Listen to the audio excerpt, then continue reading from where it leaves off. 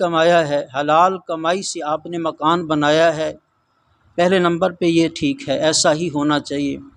جو اگر مکان ہی ہم حرام کی کمائی سے بنائیں گے، ایک اینٹ بھی حرام کی کمائی سے لگائیں گے، تو ہم نے سرکار کی حدیث پڑھی ہے، آپ سرکار نے فرمایا کہ وہ مکان نہیں ہوگا بلکہ وہ جہنم کا ایندھن ہوگا۔ آپ رہیں گے تو دیواریں بھی ہوں گی، وہ زمین کا بھی آپ نے خیال کرنا ہے کہ ہم نے جو زمین خریدی ہے زمین کیسی ہے، یا ہم نے اس سے قبضہ اس پہ کیا ہے، اس پہ کیا معاملات ہیں، کیسی ہے، اس چیز کو دیکھیں گے۔ زمین بھی حلال ہم لیں گے، اس کے بعد جو اینٹیں لگائیں گے، سریہ ہے، مستریوں کی مزدوری ہے، ہر چیز کا ہم خیال رکھیں گے۔ اور اس کے بعد جو آگے ہم نے آج سبق پڑھنا ہے، یہ بھی سرکار مدینہ سرور و قلب و سینہ صلی اللہ علیہ وسلم آپ نے جو گھر کے لحاظ سے کہ گھر کیسا ہونا چاہیے، یہ مکمل اسوہ حسنہ یہ سرکار پاک کا ہی ہے۔ ہم نے جو اگر اپنے نبی کائنات صلی اللہ علیہ وسلم کو ہی فالو کرنا ہے کہ ہمارے نبی نے زندگی کے ہر موڑ، ہم نے زندگی کیسے گزارنی ہے، دنیا میں رہنا ہے تو کیسے رہنا ہے، یہ مکمل طریقہ کریم آقا صلی اللہ علیہ وسلم نے ہمیں بتایا ہے کہ مکان بنانا ہے کیسا بنانا ہے، جس عورت سے آپ نے نکاح کرنا ہے، شادی کرنی ہے، وہ عورت کیسی ہونی چاہیے۔ اب اس لحاظ سے تھوڑی سی توجہ کیجیے گا، مکان سے پہلے جو چیز ہے، آج کل تو یہ دیکھا جاتا ہے نا، مکان بناتے نہیں، کس لیے کہ ہمارے جو والد کا مکان ہے اسی میں گزر بسر ہو جائے گا، ہم نبی پاک صلی اللہ علیہ وسلم کی سنت پہ عمل کرنا ہے، نکاح بھی ہمارے نبی کی سنت ہے، یہ ایک علیحدہ موضوع ہے، انشاءاللہ اس پہ کبھی ہم سبق پڑھیں گے۔ لیکن یہ یاد رکھو، کریم آقا صلی اللہ علیہ وسلم نے فرمایا جو مرکز ہے جس سے ہماری نسل چلنی ہے، شرعی اعتبار سے عورت کیسی ہونی چاہیے، کریم آقا صلی اللہ علیہ وسلم نے فرمایا جو اگر وہ گندی ہوگی تو پھر آگ گاندھی ہی ہوگا۔ فرمایا جو اگر آپ اینٹیں ابتدا ہی گندی رکھیں گے، نی ہی گندی رکھیں گے، پاک نہیں ہوگی، تو پھر ایسا ماحول ہوگا کہ آپ جہنم کا ایندھن بن جائیں گے۔ اب اس معاشرے میں ہم نے کریم آقا صلی اللہ علیہ وسلم نے فرمایا جسے منتخب کرنا ہے، عورت کو منتخب کرنا ہے، وہ عورت کیسی ہونی چاہیے، وہ کیسی عورت ہونی چاہیے، کسی بد کردار عورت سے نکاح کبھی نہیں کرنا، پہلے نمبر پہ یاد رکھیں۔ کریم آقا صلی اللہ علیہ وسلم نے فرمایا کہ ایسی عورت جو معاشرے کے لحاظ سے گندی ہو،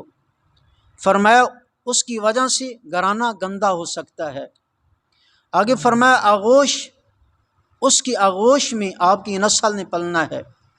آپ کی نسل نے آگے چلنا ہے، پھر آپ کی نسل وہ بھی کس لحاظ، اس کے لحاظ سے کیسی ہوگی، جو اگر عورت ہی ایک بد کردار ہے پھر آگے نسل کیسی چلے گی۔ فرمایا نسل ہی اس عورت کو دیکھ کے نسل چلتی ہے نا، جیسے کہ ہم نے پیچھے سبق پڑھا ہے، بابا فرید الدین مسعود گنج شکر رحمۃ اللہ علیہ، آپ کی ہم نے سیرت پڑھی ہے کہ آپ کی والدہ کا کردار کیسا تھا، کہ آپ پیدا ہوئے تو 14 سپاروں کے حافظ تھے، پیران پیر شیخ عبد القادر جیلانی محبوب اصفہانی رضی اللہ تعالیٰ عنہ، آپ کی سیرت کے باب بھی ہم نے پڑھے ہیں، سبق پڑھا ہے کہ آپ کی والدہ کیسی تھی، کہ آپ کی والدہ کے پیٹ میں ہی آپ نے 16 سپارے حفظ کیے ہیں۔ حضرت خواجہ بختیار کاکی رحمۃ اللہ علیہ، آپ کی سیرت بھی پڑھی ہے کہ آپ کی والدہ نیک تھی، تو آپ جب پیدا ہوئے ماں کی آغوش میں ہی آپ بھی 18 سپاروں کے حافظ تھے، اور حدیثوں کے بھی حافظ تھے، اور نمازی تھے، اور شریعت کے بھی پابند تھے۔ اس لیے فرمایا کریم آقا صلی اللہ علیہ وسلم نے جو سب سے پہلی درس گاہ ہے نا، وہ ماں کی گود ہے، ماں کی گود پہلی درس گاہ ہے، اس سے آپ نے دین سیکھنا ہے۔ جو اگر اس لیے فرمایا کہ جس عورت سے نکاح کرو اسے دیکھ لو کیا اس کا کردار کیسا ہے، اس کی سیرت اور صورت کو بھی دیکھو۔ اب حدیث مبارکہ کریم آقا صلی اللہ علیہ وسلم نے فرمایا جو اگر بے حیائی کے اعتبار سے اس کے اوپر دبے ہیں، داغ ہیں، پھر فرمایا اس سے کبھی بچو، اس سے نکاح نہ کرنا، نہیں تو آپ کی نسل ہی خراب ہو جائے گی۔ آگے کریم آقا صلی اللہ علیہ وسلم نے فرمایا کہ آبادی کے لحاظ سے یہ یاد رکھنا، حضرت عبداللہ بن عمر رضی اللہ تعالی عنہ سے روایت ہے، کریم آقا صلی اللہ علیہ وسلم نے فرمایا لا تزوجوا النساء لحسنہن، کریم آقا صلی اللہ علیہ وسلم نے فرمایا کبھی بھی کسی عورت سے شادی محض اس کی حسن کی وجہ سے نہ کرنا، اس میں حسن بہت زیادہ خوبصورت بڑی ہے، میں اس سے نکاح کروں، اس سے شادی کروں، کریم آقا صلی اللہ علیہ وسلم نے فرمایا حسن کو تم معیار نہ بناؤ۔ معیار کس کو چیز کو بنانا ہے؟ فرمایا کہ محض حسن بھی سامنے رکھو، آگے فرمایا فعسا حسنہن ان یرضیہن، فرمایا اگر وہ حسن صرف حسن صورت ہو اور حسن سیرت نہ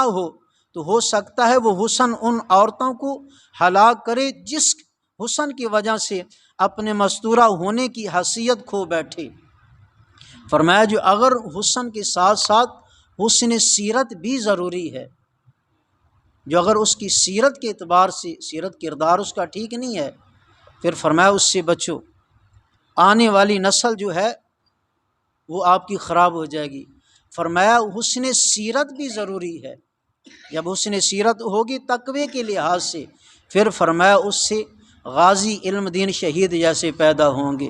غازی ملک ممتاز قادری جیسے پیدا ہوں گے، پھر ادب کے لحاظ سے پیدا ہوں گے، پھر انہیں پتہ ہوگا کہ یہ ہمارے ماں باپ ہیں، یہ ہمارے استاد ہیں، یہ ہمارے امام صاحب ہیں، یہ ہمارے علاقے کی خطیب اور ایک عالم دین ہیں، ہر چیز کا انہیں اعتبار کا پتہ ہوگا، یہ علم پڑھاتے ہیں، یہ علم کیا چیز ہے، پھر ان کی ذہن میں علم بھی بیٹھے گا اور علم سیکھے